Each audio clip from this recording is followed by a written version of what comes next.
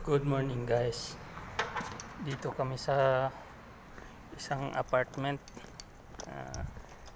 Check up namin yung aircon, nagtutubig. Papalitan namin ng hose. Maghanap ako ng hose sa sasakyan ko. Ito.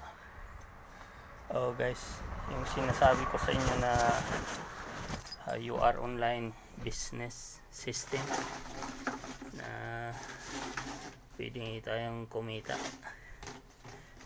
ay extra income. Pwede tayong kumita ng extra income. Insured ka at insured din ang pamilya mo. Malaking bagay ito at extra income. Kaya kung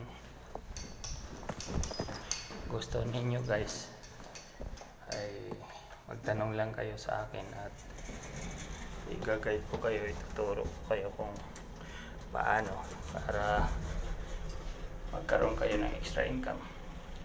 Business po ito, may mga products, food supplement at saka insurance. Mas maganda to sa mga nagtatrabaho at nagde-drive o OFW man o hindi. Okay guys, andito na ako sa taas.